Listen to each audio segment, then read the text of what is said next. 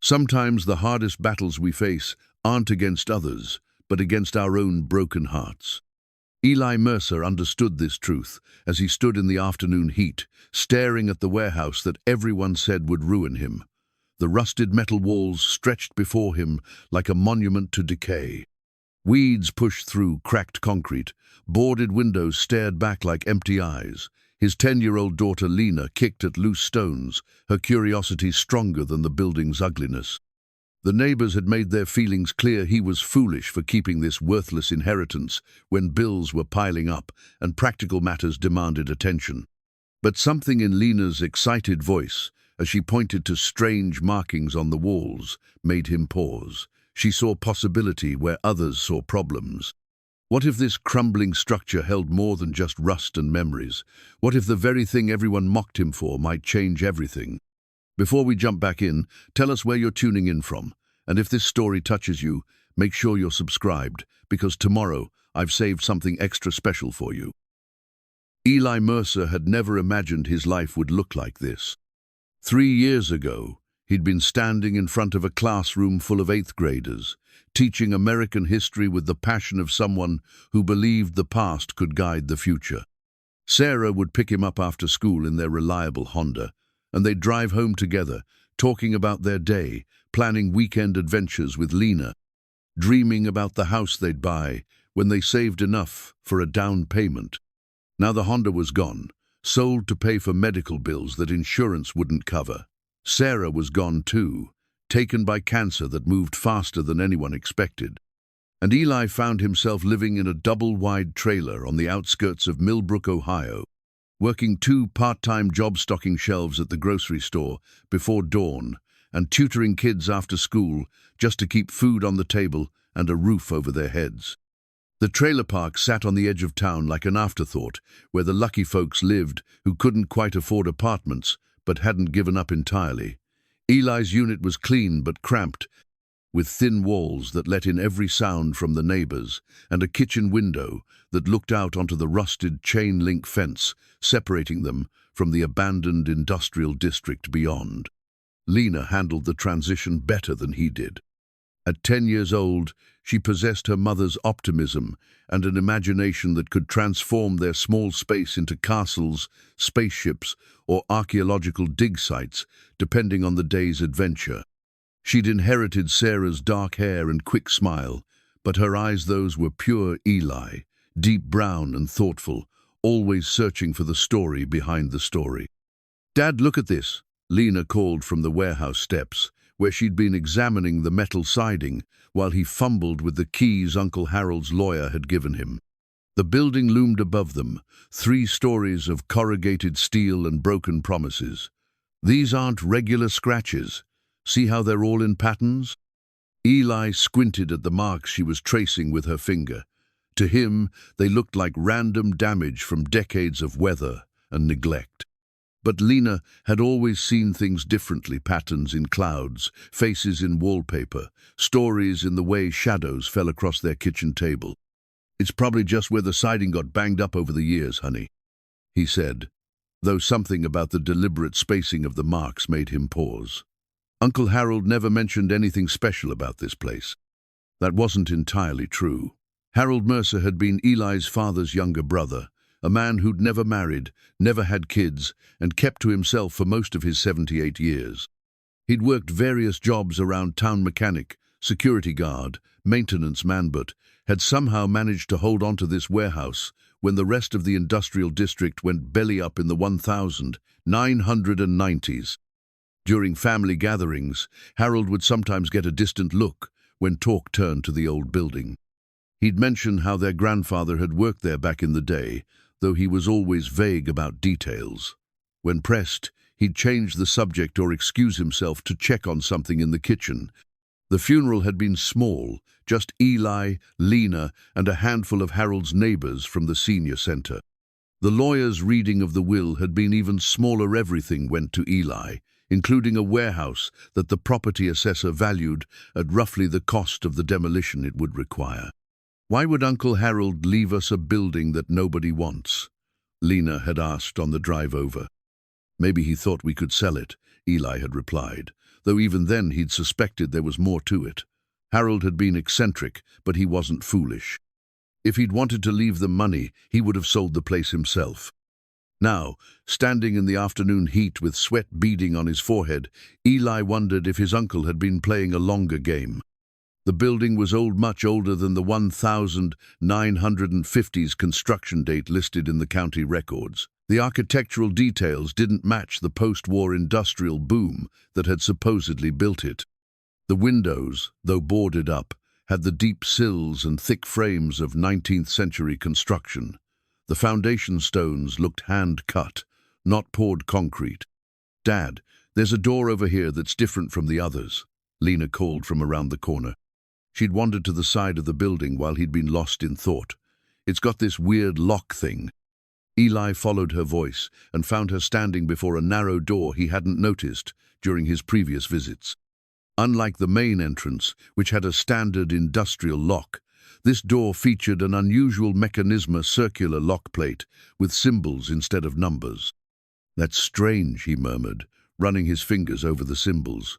They were worn but still visible: a star, a tree, a house, and what looked like a bird in flight.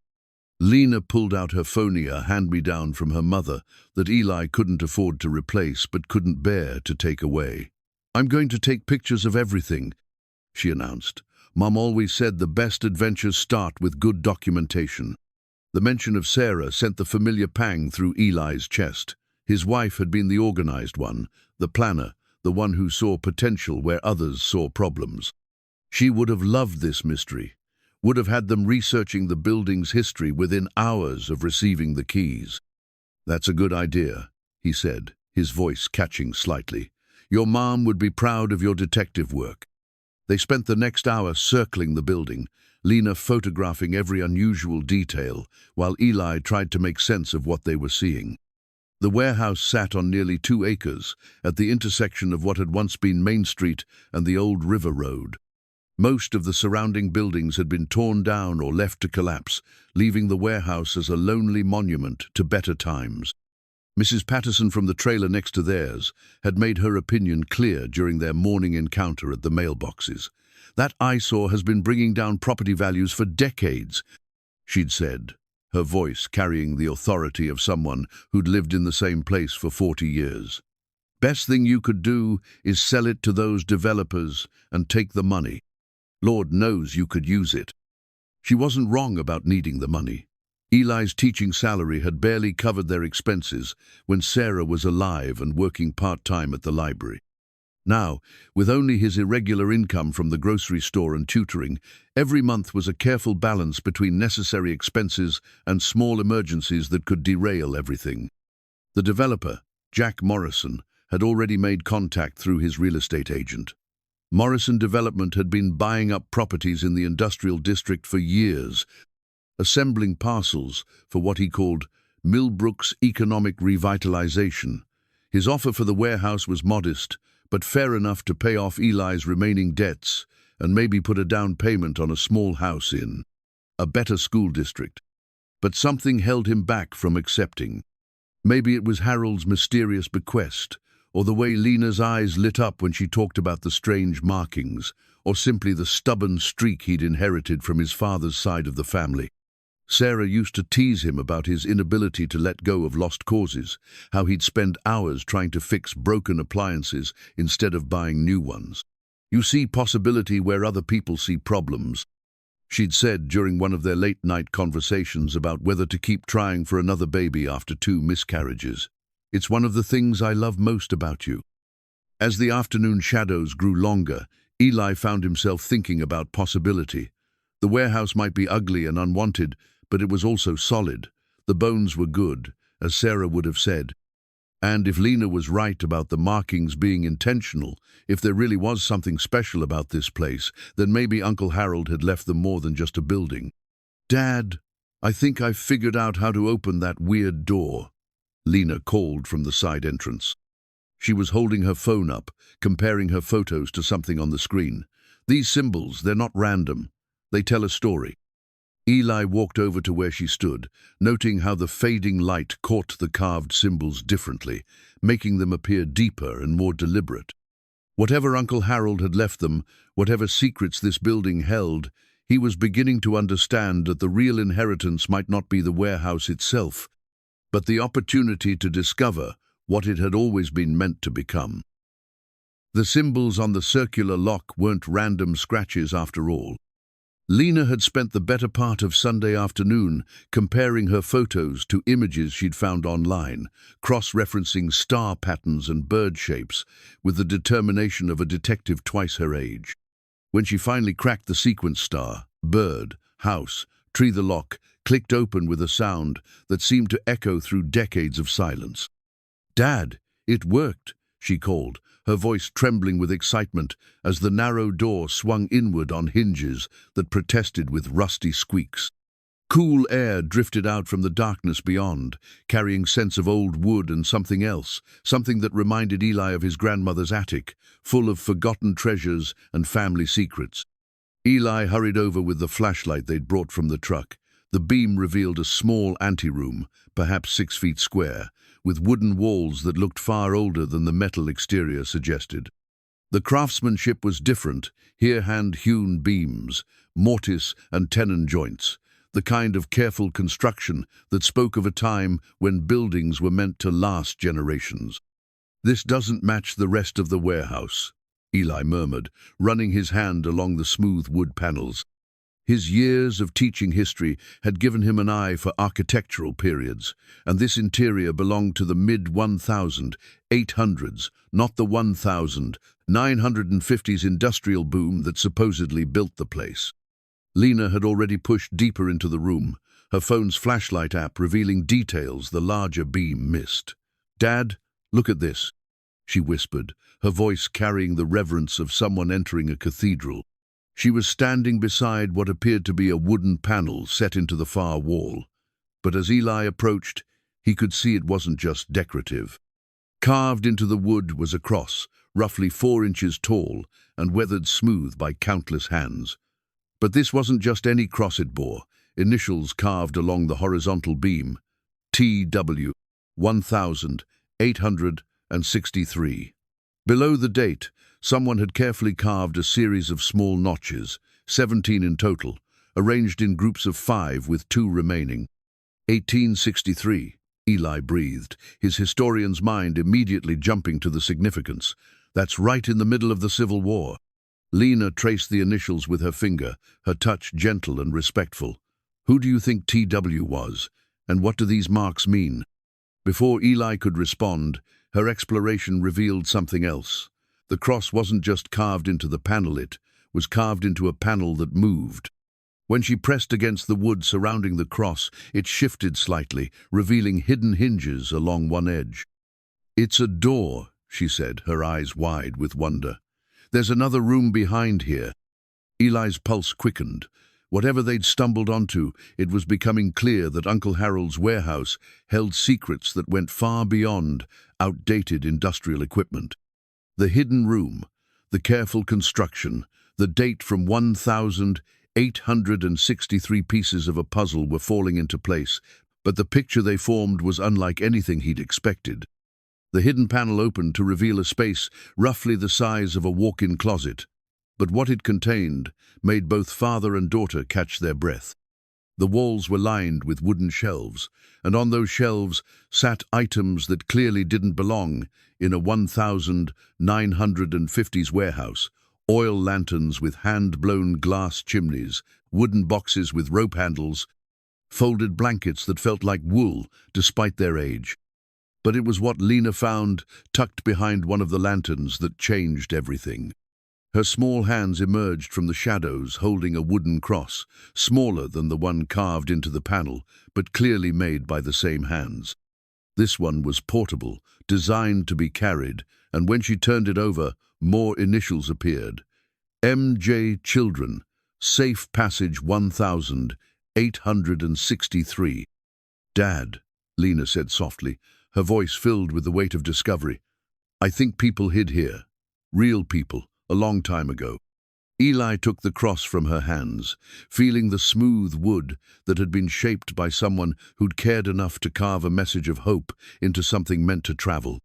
The craftsmanship was simple, but deliberate, the kind of work done by lamplight in stolen moments between more pressing concerns. His mind raced through the historical implications.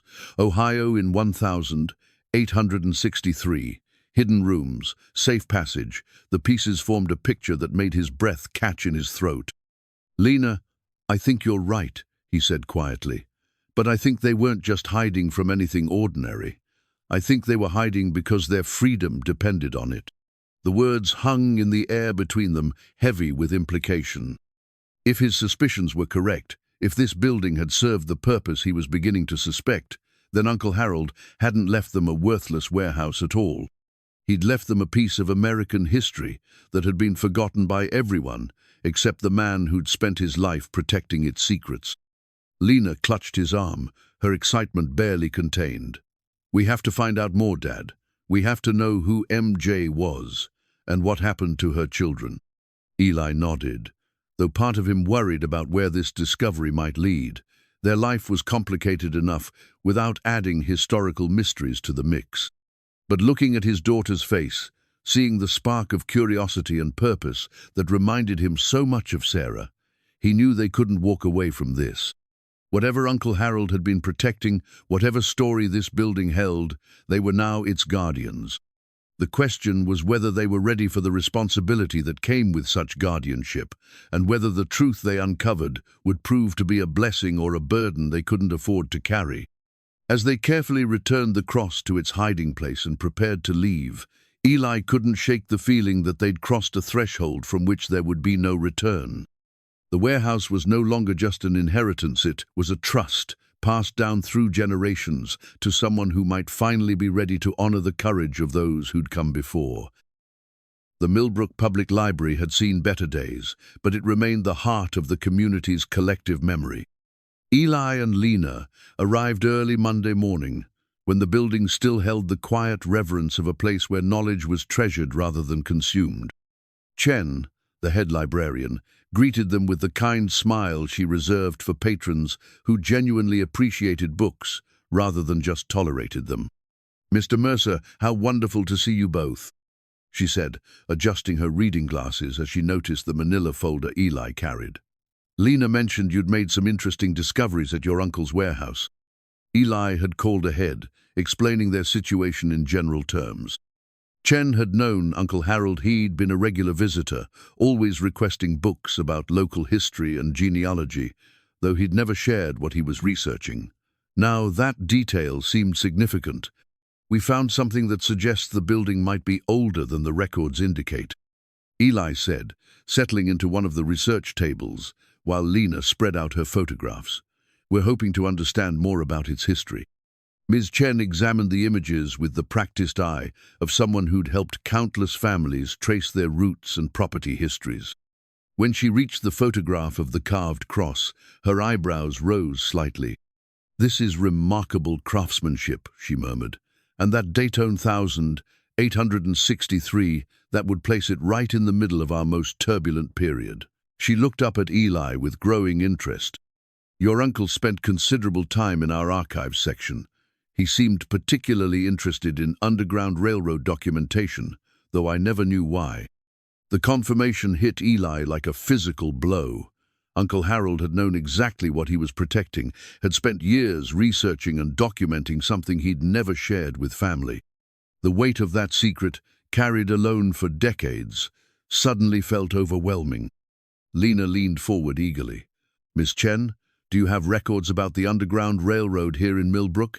"Some," Ms. Chen replied carefully. "Though you have to understand, secrecy was essential to the operation. Most conductors and station keepers left no written records. It was too dangerous. What we do have comes from post-war accounts, family stories passed down through generations, and occasional documentation that survived by accident rather than design." She led them to the archives section, where climate-controlled cabinets held the town's historical documents. As she pulled out folders and ledgers, Ms.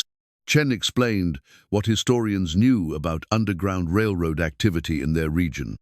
"Ohio was crucial to the network," she said, her voice taking on the cadence of someone who'd given this explanation many times. We had active routes from the Ohio River north to Canada, and many safe houses operated in towns like ours. The challenge is proving which buildings were actually involved. Eli opened the first folder she handed him and found himself looking at hand-drawn maps from the 1880s, created by former conductors who'd finally felt safe enough to document their work. His eyes scanned the carefully labeled locations. Station 3, Miller's Barn. Station 5, Church Cellar. Station 7, Industrial Building, River Road. Station 7, he read aloud, his finger tracing the notation. That's where our warehouse sits. Ms. Chen moved closer to examine the map. If that's accurate, it would make your building one of the most significant underground railroad sites in the county. But we'd need more evidence to verify the connection. That evidence came sooner than expected. While Ms. Chen pulled additional materials, Lena had been studying a collection of daguerreotype photographs donated by local families. These early photographic images, popular in the 1850s and 1860s, captured moments of daily life with startling clarity. "Dad," Lena whispered, her voice tight with excitement. "Look at this one." The photograph showed a well-dressed black family parents and 3 children posed formally in front of what appeared to be a wooden building. The image was faded but clear enough to make out architectural details. Behind the family, barely visible in the background, stood a structure that looked remarkably familiar. Eli studied the image closely, comparing it to his mental picture of the warehouse. The roofline was different, and wooden siding had obviously been replaced with metal, but the foundation stones were identical. The window placement matched exactly. Even the unusual side door was visible, though it appeared to be painted white rather than the weathered gray they'd found. "Miss Chen," Eli called softly, not wanting to break the library's peaceful atmosphere, "could you look at this photograph?" The librarian approached and examined the image through her magnifying glass. After several minutes of careful study, she sat back with a look of amazement. "Mr. Mercer, I believe what you found is documentary evidence of Underground Railroad activity. This family," she pointed to the formal group in the foreground, "they're dressed for travel, but they're also clearly posing for what might be their first official photograph. The building behind them shows signs of recent construction, and the placement matches your warehouse location exactly." Eli felt a chill run down his spine despite the library's warmth. These weren't just anonymous historical figures, they were real people who had stood where he and Lena had stood yesterday, who had found safety in a building that now belonged to his family.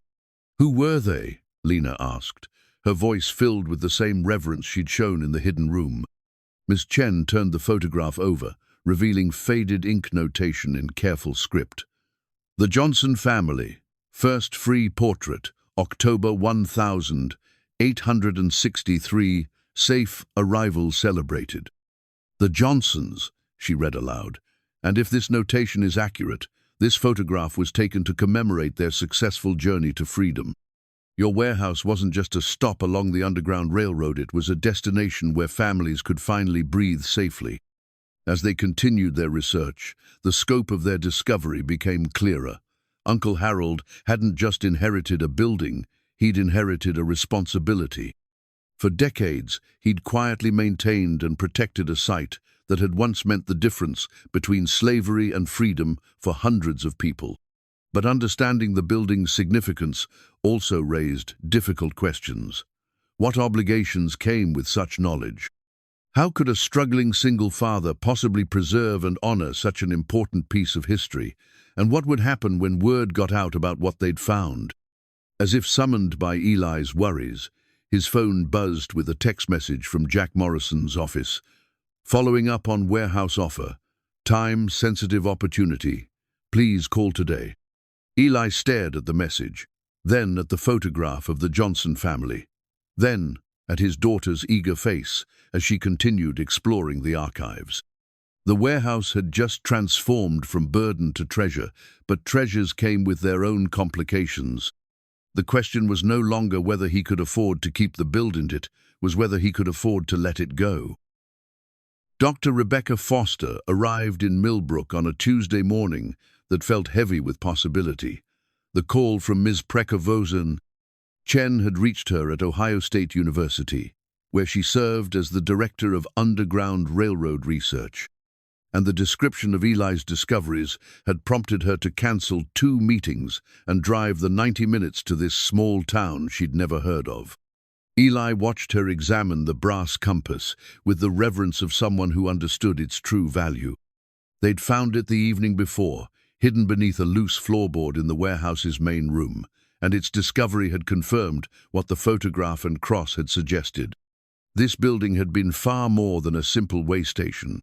"This is extraordinary, Doctor," Foster murmured, turning the compass over to reveal the engraved North Star on its back, surrounded by tiny etched words that read, "Follow to freedom." The brass had tarnished with age, but the craftsmanship remained elegant and purposeful. Navigation tools like this were precious beyond measure. Conductors guarded them with their lives. She was younger than Eli had expected, probably in her early 40s, with graying hair pulled back in a practical ponytail and eyes that missed nothing. Her enthusiasm was infectious, but it was tempered by the scholarly caution of someone who'd seen too many historical claims crumble under scrutiny. "Tell me about your uncle," she said, settling into the folding chair Eli had brought from the trailer. They were sitting in the warehouse's main room, surrounded by the evidence of their growing investigation. Ms. Chen mentioned he'd been researching local Underground Railroad activity for years. Eli considered what he knew about Harold, realizing how little that actually was. He kept to himself mostly, never married, worked various jobs around town. But he maintained this building carefully, even when everyone else thought it was worthless. The property taxes alone must have cost him a significant portion of his income. "Men like your uncle are heroes in my field," Dr. Foster said seriously. "Without people willing to preserve and protect these sites, we lose crucial pieces of our nation's story." The Underground Railroad operated in secrecy by necessity, which means much of its history disappeared with the people who lived it. Lena had been listening intently while sketching the compass in her notebook, a habit she'd developed for documenting their discoveries. "Dr. Foster, how can we tell if more people came through here? Are there other things we should look for?" The historian smiled at Lena's directness. "Excellent question. Underground railroad sites often contain multiple types of evidence. Hidden spaces, obviously, but also practical items left behind: buttons, coins, pieces of clothing. Sometimes families carved their initials or left other marks to record their passage. And occasionally, if we're very fortunate, we find documentation." As if responding to her words, the warehouse seemed to offer up another secret. While Dr. Foster continued explaining research methods, Lena wandered toward a section of the building they hadn't thoroughly explored. The afternoon light, filtering through gaps in the boarded windows, caught something that made her stop and kneel beside what appeared to be just another section of flooring. "Dad, Dr. Foster, come look at this," she called, her voice carrying the same excitement that had led to all their previous discoveries. What she'd found was a loose board, warped with age, and separated just enough from its neighbors to reveal the edge of something hidden beneath. When Eli pried the board up carefully, they discovered a space that had been deliberately hollowed out, not for utilities or storage, but for concealment. Inside lay a collection of items that made Dr. Foster inhale sharply. 3 more compasses similar to the first, a small leather pouch containing coins from the 1860s, and something even more precious: folded papers wrapped in oiled cloth that had protected them from moisture and decay. Dr. Foster's hands trembled slightly as she carefully unfolded the first document. Her years of training had prepared her for many discoveries, but finding intact documentation from an active Underground Railroad station was like discovering buried treasure. "This is a conductor's log," she whispered, her voice filled with awe. "Look, dates, numbers of people, destinations. This is documentation of actual rescue operations." The page she held contained entries in careful handwriting. July 15, 1863, family of 5 from Kentucky, children ages 3, 7, 12. father skilled carpenter, proceeding to Detroit Station via Cleveland route. Safe departure before dawn. August 2, 1863, single woman, great courage, returned south to bring sister's children, provided compass and provisions for return journey. September 10, 1863, emergency passage, 15 souls, pursuit close behind, hidden 3 days until safe to continue, children brave beyond their years. Each entry represented real people, real families, real acts of extraordinary courage. The warehouse hadn't just been a building, it had been a beacon of hope in one of America's darkest periods. "How many people do you think passed through here?" Lena asked, her young mind trying to comprehend the scope of what they'd discovered. Dr. Foster continued reading, her expression growing more amazed with each page. "Based on these entries, at least several hundred over the course of the war. But this log probably only represents a fraction of the activity. Most conductors destroyed their records for safety." As the implications of their discovery sank in, Eli felt the weight of responsibility settling on his shoulders. This wasn't just about historical significance anymore, it was about honoring the memory of people who'd risked everything for freedom and the conductors who'd risked everything to help them. But it was also about practical concerns that couldn't be ignored. Preserving and protecting such a site would require resources he didn't have, expertise he didn't possess, and time he couldn't spare while struggling to support his daughter. Dr. Foster seemed to sense his dilemma. "Mr. Mercer, discoveries like this are incredibly rare. With proper documentation and preservation, this site could become invaluable for education and historical understanding. There are grants available, historical societies that specialize in Underground Railroad preservation, museums that would partner with you." "But what would that mean for us?" Eli asked honestly. "We're barely getting by as it is. I can't afford to maintain this place, much less turn it into some kind of historical site." "It would mean," Dr. Foster said gently, "that you'd be giving a voice to people who were forced to travel in silence. It would mean ensuring that their courage isn't forgotten." As they locked up the warehouse and prepared to leave, Eli caught sight of Jack Morrison's black SUV parked across the street. The developer had been watching them, waiting, probably calculating how much this historical discovery might complicate his own plans. The battle for the warehouse's future was just beginning, but at least now Eli understood what they were really fighting for. The journal pages changed everything. 3 days after Dr. Foster's visit, Eli found himself holding documentation that transformed the warehouse from historical curiosity to priceless artifact. The conductor's journal, written in the careful hand of Thomas Whitmore, the same T.W., whose initials were carved into the wooden cross, revealed the human story behind the Underground Railroad station. Station 7 has received 37 souls this month. Read one entry from August 1863. The Johnson family departed safely for Detroit, but young Mary spoke of 3 cousins still in bondage near Louisville. Her determination to return for them humbles us all. "We provided compass and provisions, though I fear for her safety." Eli read the passage aloud to Lena as they sat at their trailer's small kitchen table. The journal spread between them like a treasure map to the past. Each entry painted a picture of ordinary people doing extraordinary things, families torn apart by slavery, conductors risking imprisonment or death, children showing courage that defied their tender years. "Listen to this one," Lena said, her finger tracing another entry. October 3, 1863, James Miller, age 14, arrived alone after walking 200 miles. Feet badly injured but spirit unbroken. Spent 2 weeks recovering before continuing to Canada. Left us his mother's wedding ring as payment, though we asked for nothing. Such generosity in the face of loss speaks to the character we are privileged to serve. The ring mentioned in the entry sat before them on the table, discovered in the same hiding place as the journal. It was simple gold, worn thin by years of wear, with an inscription that read, "Forever yours, 1845." someone's most precious possession, given freely to strangers who'd shown kindness when the world offered little else. Dr. Foster had returned twice since the initial discovery, each visit revealing new layers of the warehouse's significance. The building had operated as Station 7 from 1862 until the war's end, helping an estimated 500 people reach freedom. Thomas Whitmore, identified through property records as the original owner, had been a conductor of remarkable dedication and courage. The scope of operation here was extraordinary. Dr.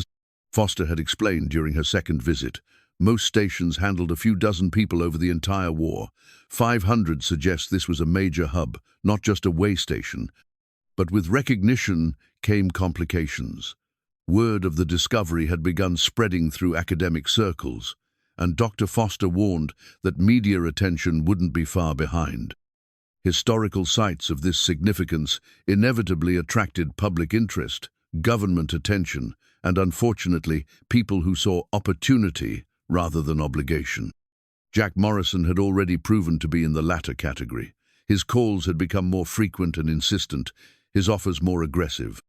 When polite pressure failed, he'd begun suggesting that Eli was being irresponsible by maintaining a building he couldn't properly preserve.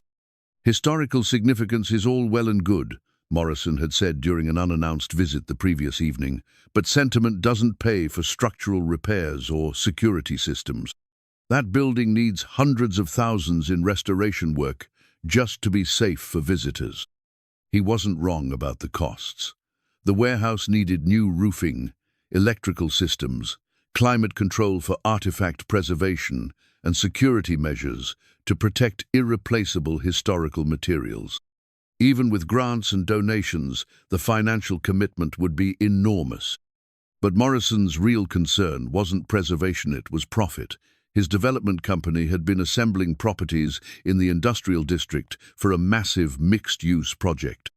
The warehouse sat in the center of his planned development, and its historical protection would complicate everything. "You have to think about Lena's future," Morrison had continued, his tone shifting to apparent concern. "College isn't getting cheaper, and she deserves better than trailer park living. The right buyer would pay enough to change your family's entire trajectory."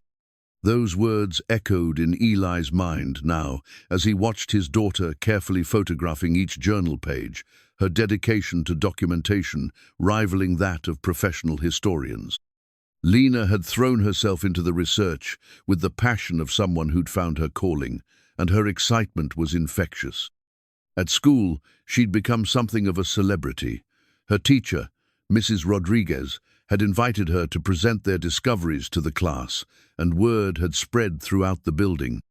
Other students sought her out at lunch, eager to hear about the hidden rooms and secret passages. For the first time since Sarah's death, Lena seemed truly happy. But happiness didn't pay bills or guarantee security. Eli's tutoring income had dropped as he spent more time at the warehouse, and the grocery store manager had already warned him about missed shifts. The responsible thing might be to sell to Morrison, use the money to provide Lena with stability and opportunities. Yet every time he considered that option, he thought about the families who'd found refuge in those hidden rooms, about Thomas Whitmore's careful documentation of their courage, about Uncle Harold's decades of silent guardianship. How could he be the one to end that chain of protection? "Dad," Lena said, looking up from her careful copying of the journal entries, "what does this mean?" She pointed to a notation that appeared repeatedly throughout the log. "Package delivered safely to Northern Star." Eli studied the phrase, noting how Whitmore had used it consistently to mark successful passages. "I think Northern Star was code for Canada," he said, "the final destination where people would be truly free." Lena nodded thoughtfully, then returned to her work. Watching her, Eli realized that his daughter was learning more than just history from their discoveries. She was learning about courage, about standing up for what's right, even when it's difficult, about the importance of preserving truth in a world that often preferred comfortable lies. That evening, as they prepared to leave the warehouse, Lena made a discovery that would prove to be the most significant yet. While Eli carefully wrapped the journal for transport back to the trailer, she was exploring the hidden room one more time, her phone's flashlight revealing details they'd missed in previous visits. "Dad, there's something else here," she called from the depths of the concealed space. "It's bigger than the other things."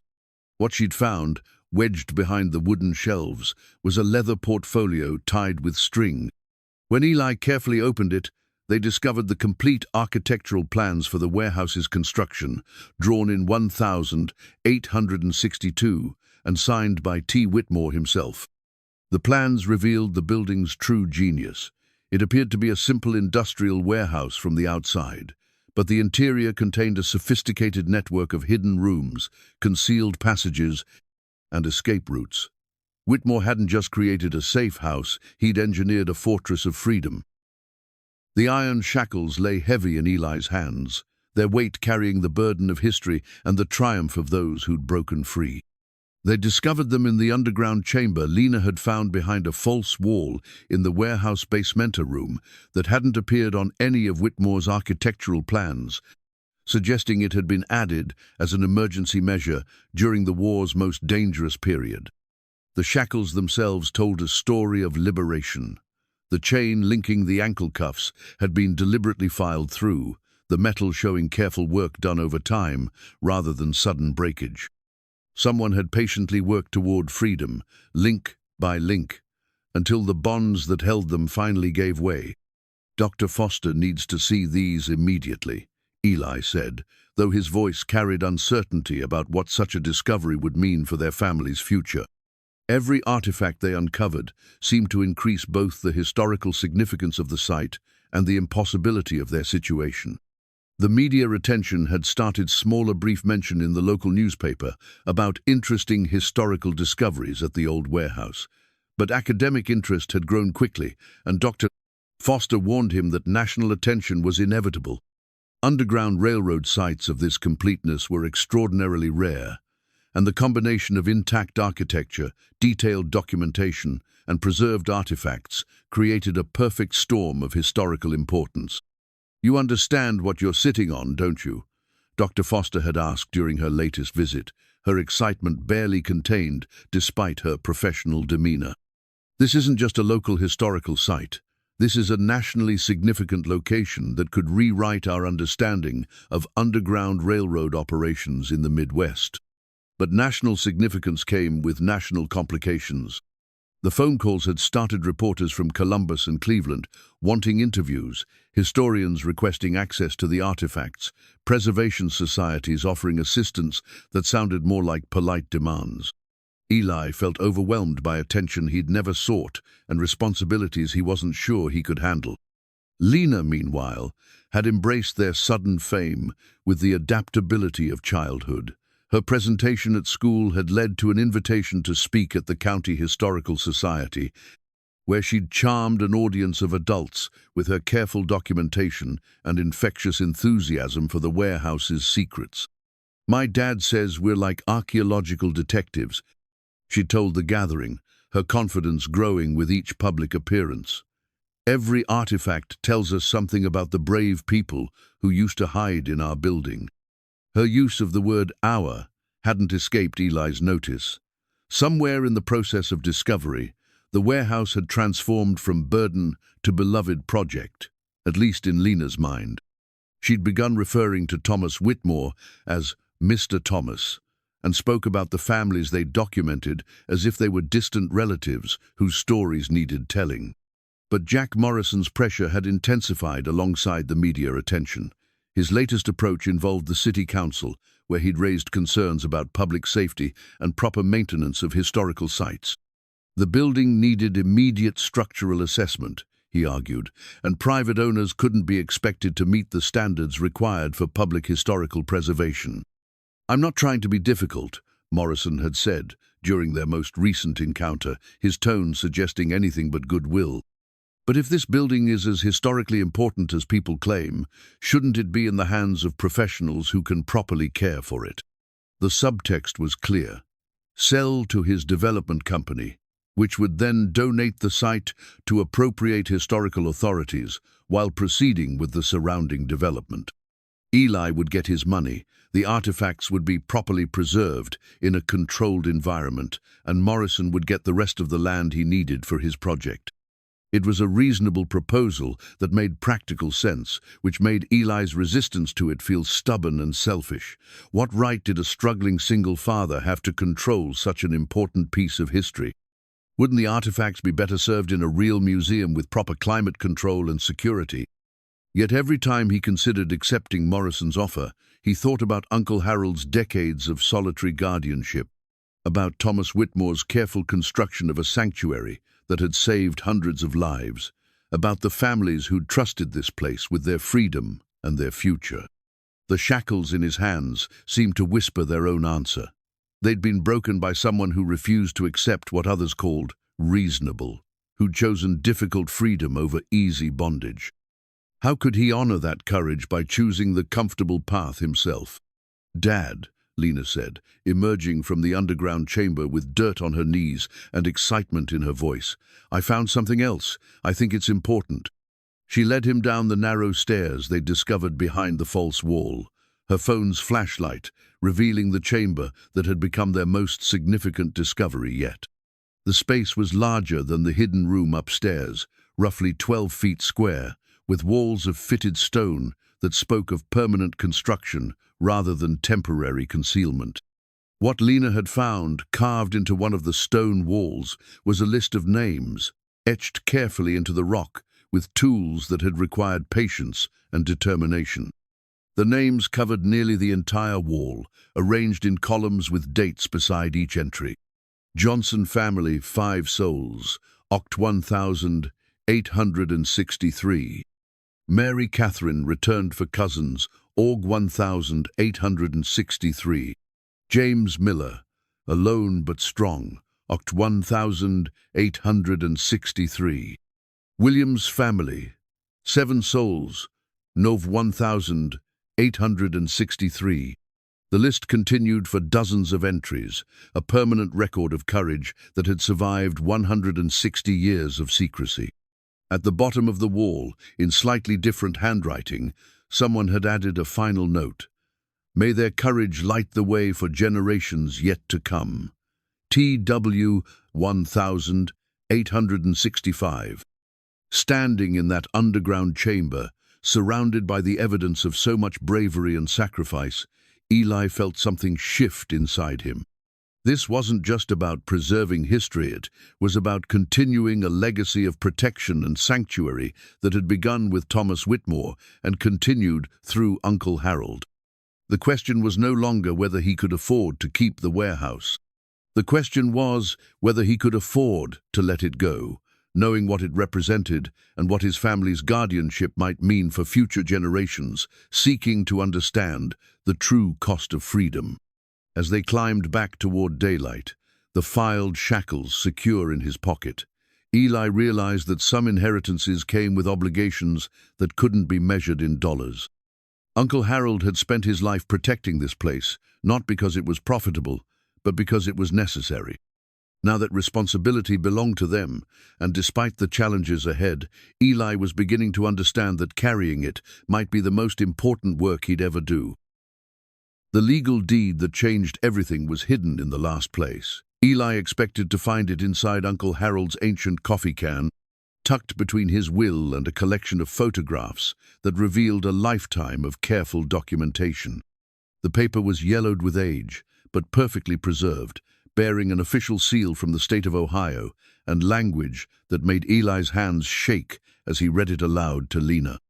By order of the Ohio legislature, in recognition of extraordinary service to the cause of human freedom, this property shall remain in perpetual trust as a sanctuary and memorial to those who risked all for liberty. Said property shall be protected from commercial development and shall pass only to heirs who pledge to honor its sacred purpose. Dated this 15th day of April, 1865. The date hit Eli like lightning. April 15th, 1865, the day Abraham Lincoln died. Someone in the Ohio legislature had rushed through protective legislation for the warehouse on the very day the great emancipator was assassinated. as if they'd known that preserving these sanctuaries would become more critical than ever. "Dad, what does this mean?" Lena asked, though her voice suggested she already understood the magnitude of what they'd discovered. "It means Uncle Harold didn't just leave us a building," Eli said slowly, his mind racing through the implications. "He left us a legally protected historical site that can't be sold for development, ever."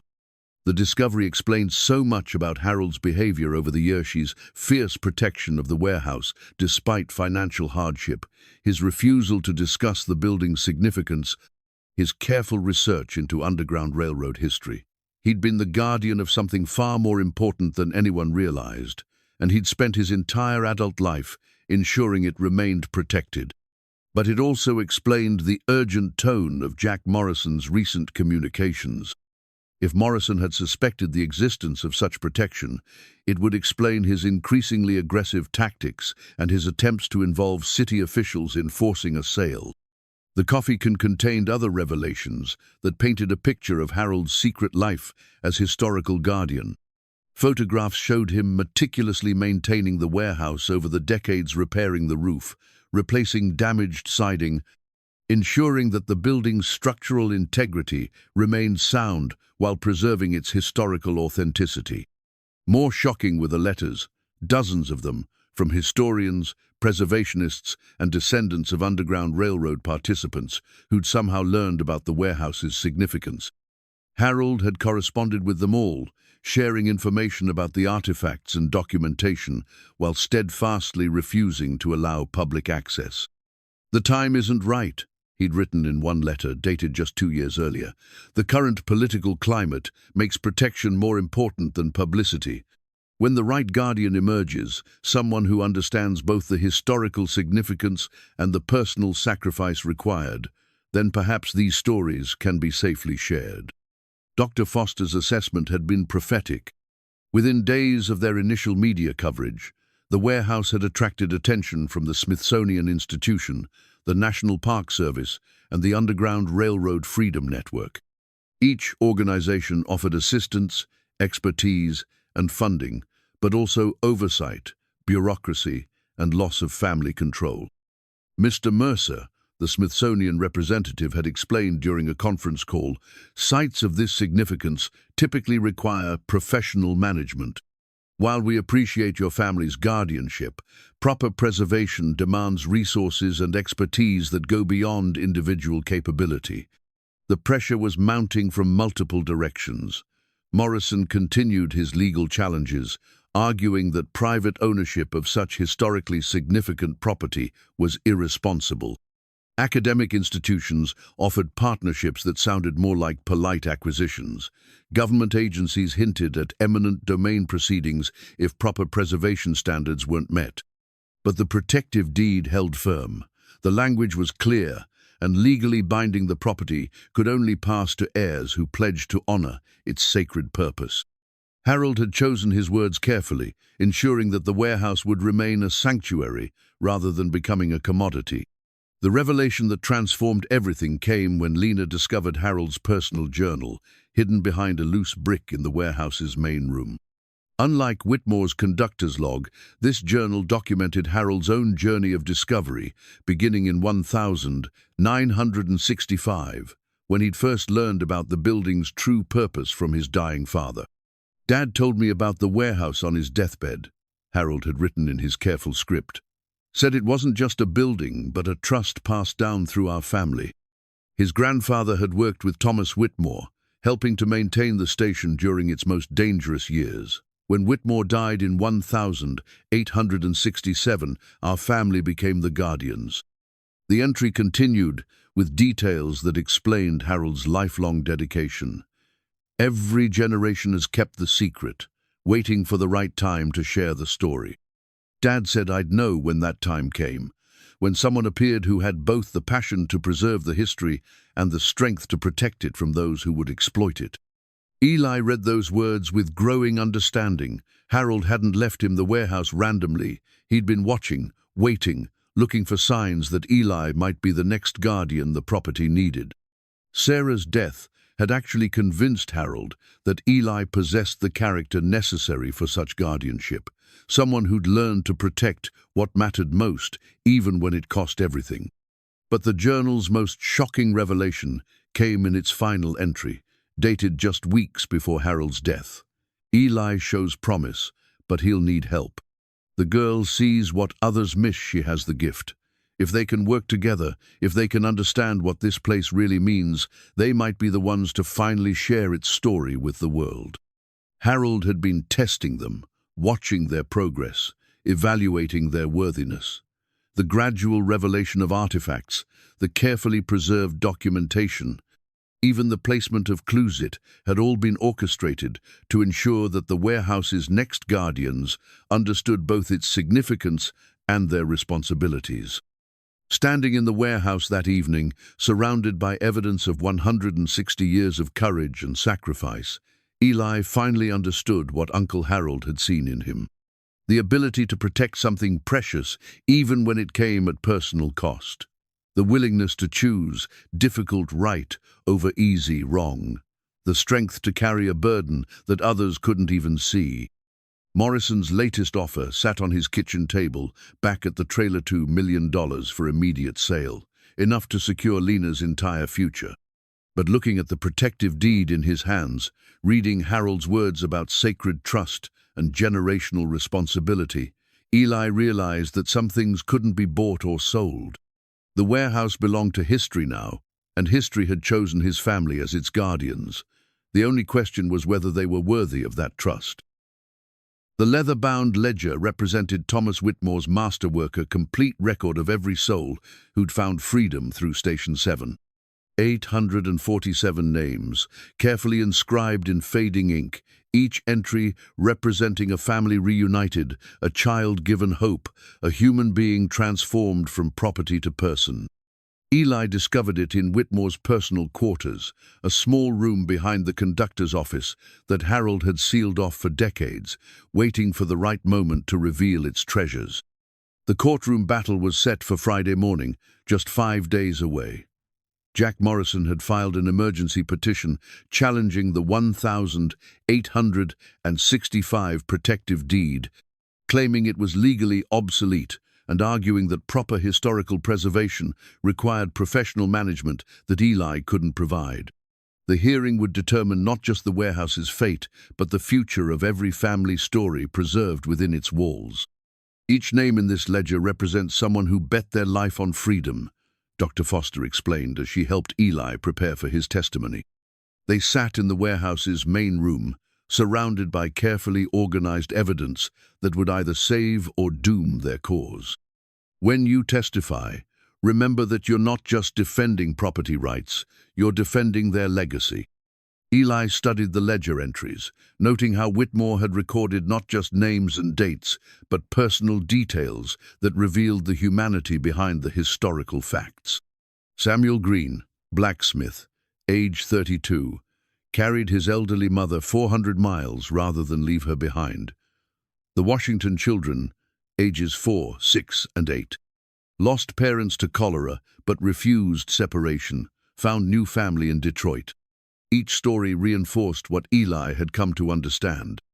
The warehouse wasn't just a building or even a historical site, it was a repository of human courage that demanded protection from those who would see only commercial opportunity. But Morrison's legal team had prepared well.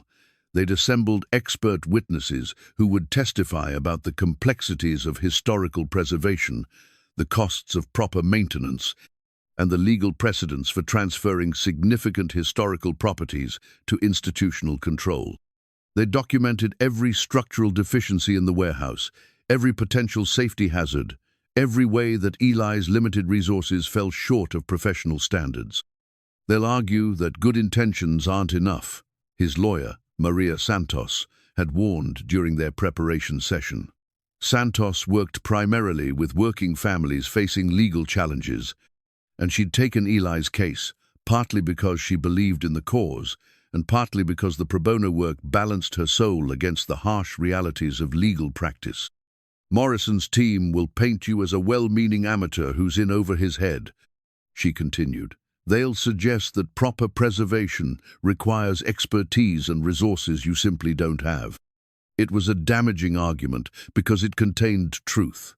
Eli wasn't a historian, preservationist, or museum professional. He was a former teacher working part-time jobs and living in a trailer park, trying to raise his daughter while honoring a responsibility he'd never asked for. But Lena had become his secret weapon in preparing for the hearing. Her natural curiosity and careful documentation had uncovered details that even professional historians had missed. She'd created a comprehensive catalogue of every artifact, mapped the building's hidden spaces, and researched the historical context with the thoroughness of someone twice her age. "Mr. Morrison doesn't understand what this place really means," she'd said during one of their evening preparation sessions. "He thinks it's just old stuff, but we know it's proof that ordinary people can do extraordinary things." The community response had been mixed, but generally supportive. The local newspaper had run a series of articles about the discoveries, and public opinion seemed to favor preservation over development. But Morrison had his supporters too, people who valued economic development over historical sentiment, who believed that progress required leaving the past behind. Mrs. Patterson had emerged as an unexpected ally. Despite her initial skepticism about Eli's obsession with the warehouse, she'd been moved by Lena's school presentation and had organized a petition supporting historical preservation. "That girl opened my eyes," she'd admitted to Eli, "made me realize we've been sitting next to something important all these years without knowing it." The petition had gathered nearly 400 signatures, impressive for a town of 0 residents. But Morrison's supporters had organized too, circulating their own petition that emphasized job creation, tax revenue, and the practical benefits of modern development over what they called dwelling on the past. As Friday approached, Eli found himself caught between confidence and terror. The evidence was overwhelming: the artifacts, the documentation, the protective deed, the community support. But legal battles weren't won by evidence alone, and Morrison had resources that far exceeded anything Eli could muster. "Remember," Dr. Foster said during their final preparation session, "you're not just representing yourself in that courtroom. You're representing every person whose name appears in that ledger, every family who found safety in those hidden rooms, every conductor who risked everything to help strangers find freedom." The weight of that representation felt enormous, but it also felt right. Eli had spent 2 years feeling like he was failing at everything, failing as a provider, failing as a father, failing to honor Sarah's memory by building the life they'd planned together. But standing in the warehouse, surrounded by evidence of courage that had transcended generations, he realized that perhaps he'd been preparing for this moment without knowing it. Teaching history had given him respect for the past. Losing Sarah had taught him that some fights were worth every sacrifice. Raising Lena had shown him that the future depended on the stories we chose to preserve and the values we chose to protect. The hearing would determine whether the warehouse remained under family guardianship or passed to institutional control, whether its stories would be told by people who loved them or managed by professionals who understood them. But regardless of the outcome, Eli knew that Harold's trust had already been honored. The warehouse's secrets had been revealed, its stories had found their voice, and its legacy would continue through the daughter who saw possibility where others saw problems. As he tucked the ledger carefully into its protective case, Eli thought about the hundreds of families whose names filled its pages. They'd faced impossible odds and chosen courage over comfort, hope over despair. Tomorrow, in a county courthouse that probably wouldn't have admitted many of them 160 years ago, their descendant would fight to ensure their sacrifice wasn't forgotten. The irony wasn't lost on him that the legal system that had once sanctioned their bondage would now decide whether their sanctuary remained protected. But justice, like freedom, was a long arc that bent slowly toward righteousness. Sometimes it took generations to complete the journey. The courtroom fell silent as Judge Margaret Kowalski examined the Underground Railroad map that had become the centerpiece of their case.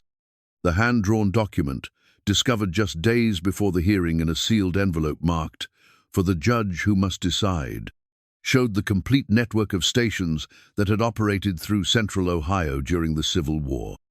Station 7 was clearly marked at the intersection of Main Street and River Road, with detailed notations about capacity, security measures, and escape routes. "This is unprecedented," Judge Kowalski murmured, her voice carrying the weight of someone who understood they were witnessing history. "Mr. Santos, where exactly was this map discovered?" Maria Santos stood to address the court, her voice steady despite the magnitude of the moment. "Your Honor, the map was found in Thomas Whitmore's personal effects, sealed and preserved by the defendant's uncle, specifically for this purpose. Mr. Harold Mercer left explicit instructions that it should only be revealed if the property's protection was legally challenged." Morrison's lead attorney, James Crawford, immediately objected. "Your Honor, this convenient discovery strains credibility. We're expected to believe that crucial evidence was withheld until the most dramatic possible moment."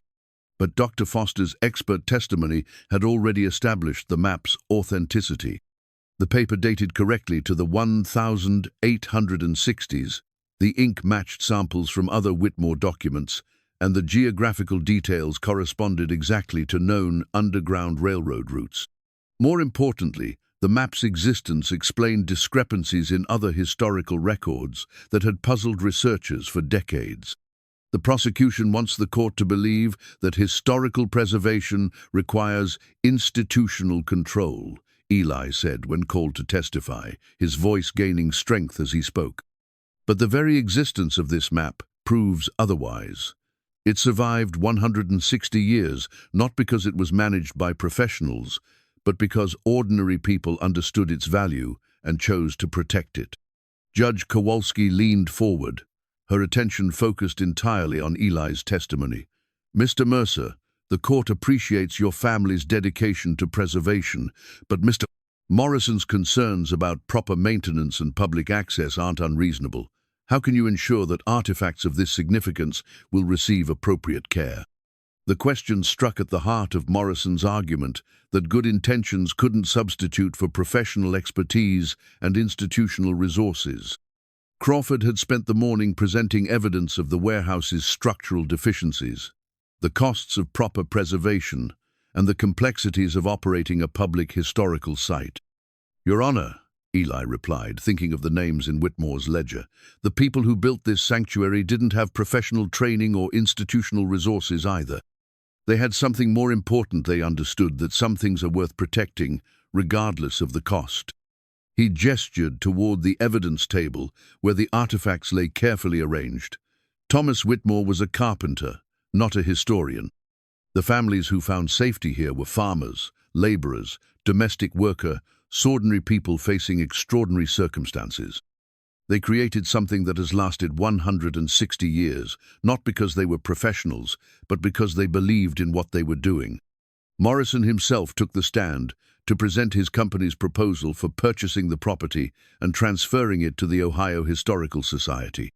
His testimony was polished and persuasive, emphasizing his commitment to preserving the warehouse's historical significance while ensuring professional management and public access. "Mr. Mercer's passion is admirable," Morrison said, his tone respectful but firm. "But passion without proper resources leads to deterioration and loss. My company is prepared to fund a complete restoration that would transform this site into a world-class historical attraction while ensuring its preservation for future generations." The offer was compelling. $15 million for the property, with an additional $10 million committed to restoration and operational endowment. The warehouse would become a state-of-the-art museum with proper climate control, security systems, and educational programs. Eli would receive enough money to secure Lena's entire future while knowing the historical artifacts were professionally preserved. Crawford reinforced the argument with testimony from preservation experts who detailed the challenges of maintaining historical sites, the legal liabilities of public access, and the specialized knowledge required for artifact conservation. Their case was logical, well-funded, and professionally presented. But when Dr. Foster returned to the witness stand for redirect examination, she brought evidence that reframed the entire debate. The research community had been following the case closely, and her testimony revealed support that went far beyond academic interest. Your Honor, the Underground Railroad Freedom Network has committed to providing Mr. Mercer with comprehensive support for site preservation and operation, she announced. We're talking about a consortium of universities, museums, and historical societies that would provide expertise, funding, and oversight while maintaining family guardianship. The proposal represented a third option that neither Morrison nor his legal team had anticipated: professional support without institutional takeover, preservation assistance without loss of family control. The Freedom Network would provide conservation expertise, educational programming, and operational funding while allowing the Mercer family to remain as site guardians. Judge Kowalski examined the Freedom Network's detailed proposal, her expression growing more interested as she read. The plan addressed every concern Morrison had raised, while preserving the family guardianship that had protected the site for generations. "This is quite comprehensive," she observed. "Dr. Foster, what guarantees can your organization provide that this support will continue long-term?" "The same guarantee that has protected this site for 160 years, Your Honor," Dr. Foster replied. "The commitment of people who understand that some things transcend commercial value. The Freedom Network represents institutions that have dedicated themselves to preserving Underground Railroad history precisely because that history might otherwise be lost." As the morning session concluded, Eli felt cautiously optimistic. The evidence was strong, the legal protection seemed solid, and the Freedom Network's support addressed the practical concerns about professional preservation. But Morrison's resources were formidable, and legal battles could turn on technicalities that had nothing to do with justice or historical significance. During the lunch recess, Lena approached him with the quiet confidence she'd developed over weeks of public attention. "Dad, whatever happens, we did the right thing. Mr. Thomas and all those families they know, we tried to protect their stories." Her certainty gave him strength for the afternoon session. When Morrison's team would present their final arguments and the judge would decide whether 160 years of family guardianship would continue or whether the warehouse would pass to institutional control, preservation, and the uncertain mercies of professional management. The letter that changed everything was written in Sarah's careful handwriting, discovered in Harold's personal effects, just as the court session resumed. Maria Santos read it aloud with trembling hands, her voice carrying the weight of a message that had waited years to be heard. "Dear Harold, Eli doesn't know I'm writing this, but I wanted you to understand how much your trust means to our family. He's told me about your conversations regarding the warehouse, and while he doesn't yet grasp the building's true significance, I see the way his eyes light up when he talks about preserving history for future generations." The courtroom was utterly silent as the letter continued, Sarah's words bridging the gap between past and present with startling clarity. "I know my time is growing short, and I know Eli will struggle with the choices ahead. But I also know that underneath his practical concerns lies the heart of someone who understands that some things matter more than money. When the time comes for him to decide what the warehouse means to him, to us, to Lena's future, I trust he'll choose preservation over profit, legacy over convenience." Judge Kowalski's expression had grown increasingly thoughtful as the letter progressed, but it was the final paragraph that transformed the entire proceeding. "The warehouse will need a guardian who sees its true value, someone who understands that the greatest inheritance we can leave our children isn't financial security, but the knowledge that ordinary people can do extraordinary things when they choose courage over comfort. Eli is that person, even if he doesn't know it yet. Please be patient with him as he learns to see what you and I already know, that some trusts can't be measured in dollars." The letter was dated just 3 months before Sarah's death, written during her final hospitalization when she'd known her time was running out. Harold had kept it private, waiting for the moment when its message would carry the most weight. Morrison's attorney immediately challenged the letter's relevance, arguing that emotional appeals couldn't override legal requirements for proper historical preservation.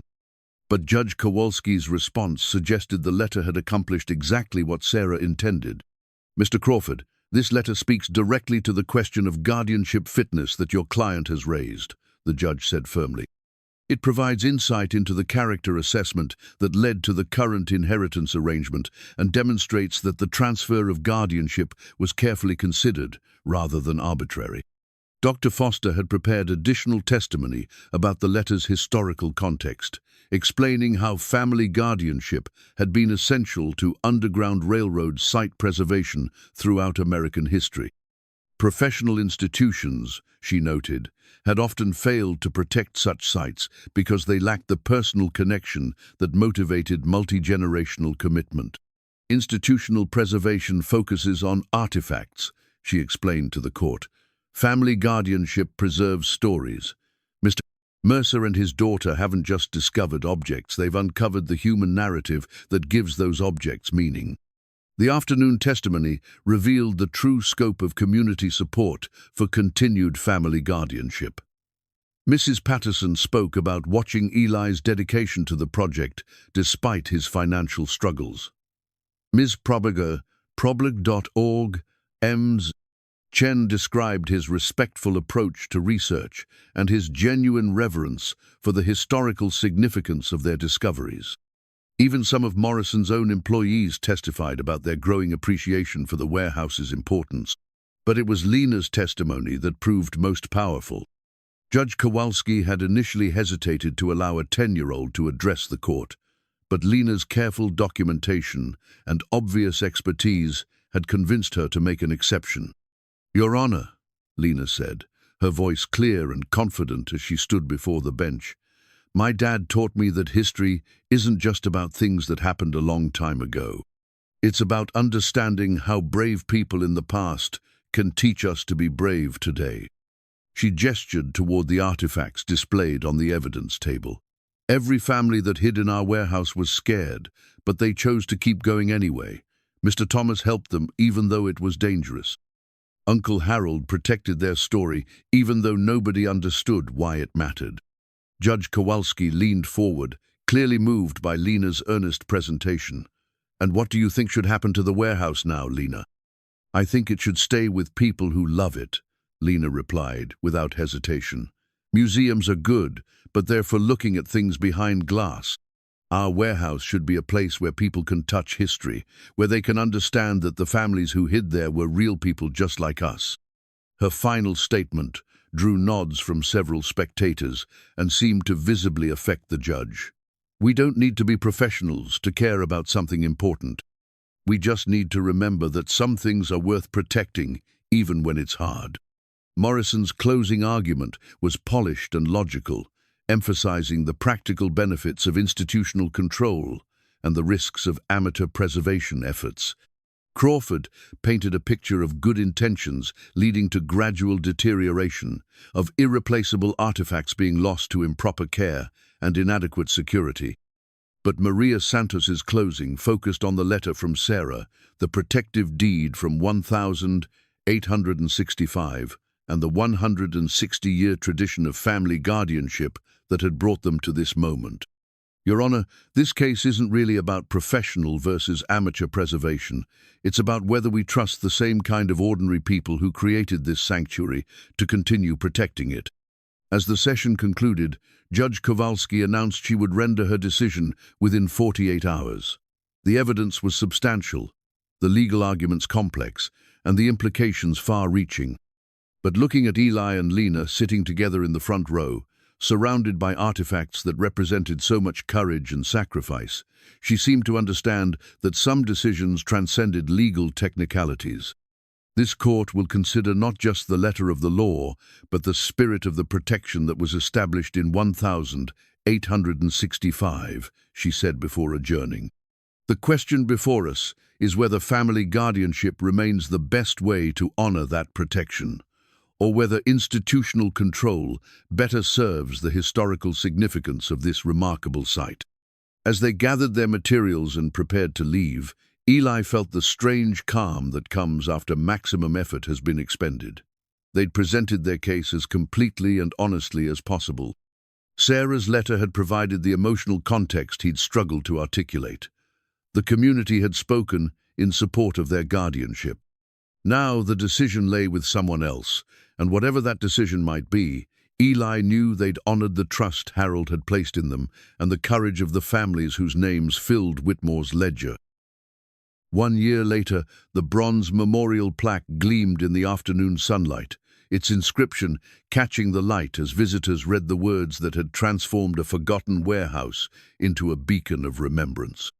In honor of the 847 souls who found freedom through this sanctuary, and in memory of Sarah Elizabeth Mercer, whose vision inspired its preservation. Eli stood beside the plaque, watching his daughter lead a group of middle school students through the memorial garden they'd created where weeds once grew. Lena had blossomed into a confident young historian, her natural gift for storytelling making the warehouse's history come alive for visitors who might otherwise see only old artifacts behind glass. "The Johnson family stood right where you're standing now," she told the students, gesturing toward the preserved foundation stones that marked the original building entrance. They were probably scared, but they were also hopeful. They'd traveled hundreds of miles to get here, and they knew this place meant safety. The transformation had been remarkable but gradual. Judge Kowalski's ruling in favor of continued family guardianship had set everything in motion, but the real work had begun afterward. The Underground Railroad Freedom Network had provided expertise and funding, but the vision and daily dedication had come from Eli and Lena, working together to honor the warehouse's legacy. The restored building retained its historical authenticity while meeting modern preservation standards. Climate-controlled display cases protected the most fragile artifacts, but visitors could still touch reproduction items and experience the hidden rooms that had once sheltered freedom seekers.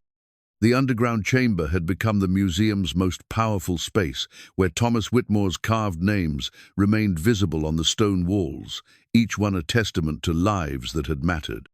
Dr. Foster had become more than a historical consultant during the restoration process. Her frequent visits to oversee preservation work had evolved into something deeper, a connection with Eli that honored Sarah's memory while allowing space for new possibilities. She brought expertise he needed, while he provided the passionate commitment to the warehouse's mission that reminded her why she'd chosen historical preservation as her life's work. "The numbers tell an incredible story," she was explaining to a visiting delegation from the Smithsonian. 847 documented passages, but the actual number was probably much higher. Many conductors destroyed their records for security reasons, so what we have here represents the most complete documentation of Underground Railroad operations ever discovered. The delegation had come to offer partnership opportunities that would provide additional funding and national recognition. But after a year of fighting to maintain family control, Eli had learned to evaluate such offers carefully. Support was welcome, ownership transfer was not. Jack Morrison had been forced to abandon his development plans, but he'd done so with unexpected grace. The historical designation and community interest had actually enhanced property values in the surrounding area, making his remaining holdings more valuable than his original mixed-use project would have been. He'd even become a modest supporter of the museum, though his contributions came with carefully worded statements about supporting historical preservation rather than admitting he'd been wrong. The museum's success had exceeded everyone's expectations. Visitors came from across the Midwest to experience the authentic Underground Railroad site, bringing tourism revenue that benefited the entire community. Local businesses had adapted to serve the influx of visitors, and the economic impact had been substantial enough to convert even skeptics into supporters. But the most meaningful success was less tangible. Students who visited the warehouse left with a deeper understanding of courage and sacrifice. Families tracing their genealogy found connections to ancestors they'd never known. Community members discovered pride in their town's role in one of America's most important moral movements. Mrs. Patterson had become the museum's volunteer coordinator, organizing the rotating schedule of community members who helped with tours and maintenance. "Never thought I'd spend my retirement talking about history," she'd admitted to Eli, "but these stories need telling, and we're the ones who know them best." Lena had grown into her role as the museum's youngest guide, her presentations drawing praise from visitors and educational groups alike. She developed a particular gift for connecting with children, helping them understand that the young people who'd hidden in the warehouse centuries ago weren't so different from themselves. "The hardest part for kids to understand isn't that slavery existed," she'd explained to a reporter from the Columbus Dispatch. "It's that regular people like us had to make really hard choices about what was right. But once they get that, they start thinking about what hard choices they might have to make someday." As the afternoon wound down and the last visitors departed, Eli found himself alone in the warehouse's main room, surrounded by the carefully preserved evidence of so much courage and sacrifice.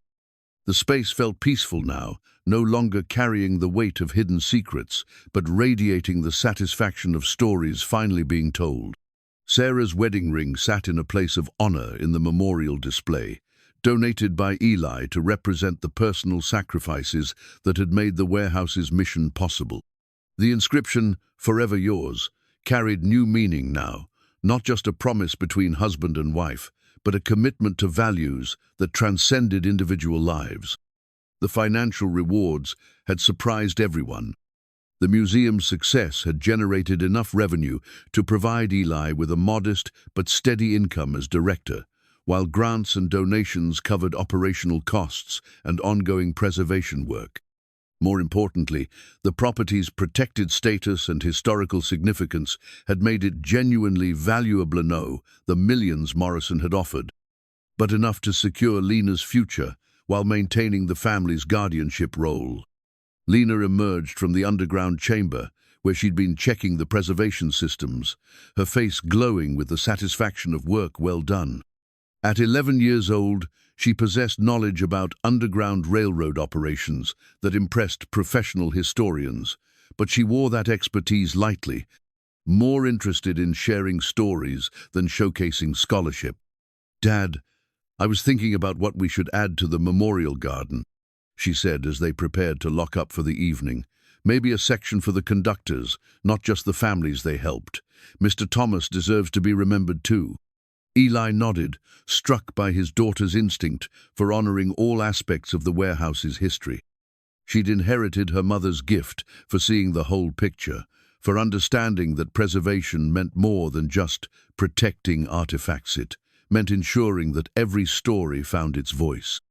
As they walked toward the truck, Eli caught sight of their reflection in the warehouse windows, father and daughter silhouetted against the building that had become their shared mission. The image reminded him of that first afternoon when they'd stood before the rusted walls, unsure of what they'd inherited or whether they could handle the responsibility. Now he understood that the warehouse had never been his inheritance alone. It was a trust shared between past and future, between the families who'd found sanctuary there and the generations who would learn from their courage. His job wasn't to own that history, but to protect it, not to control those stories, but to ensure they remained alive and accessible.